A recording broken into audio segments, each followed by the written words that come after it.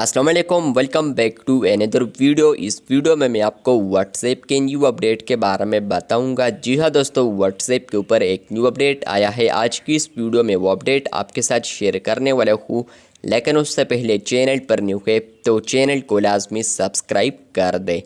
बात करते हैं व्हाट्सएप के न्यू अपडेट के बारे में।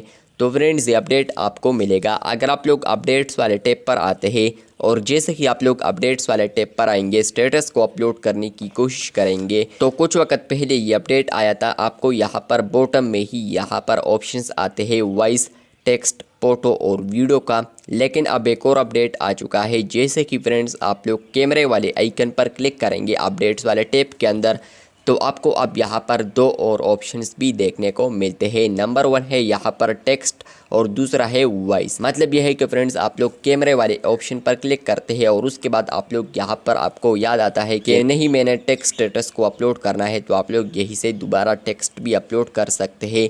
और या इसके अलावा फ्रेंड्स, आप लोगों ने वॉइस अपलोड करना है तो वॉइस स्टेटस को भी आप लोग अपलोड कर सकते हैं। कैमरे अगर आप लोगों ने यूज़ करना है तो कैमरा भी यूज़ कर सकते हैं। और इसके अलावा अगर आप लोगों ने फ़ोटो वीडियो को सेलेक्ट करना है गैलरी से ही, तो आप लोग यही से कर सकते हैं। तो 4 और 5 जो ऑप्शंस यहाँ पर आपको देखने को मिलते हैं।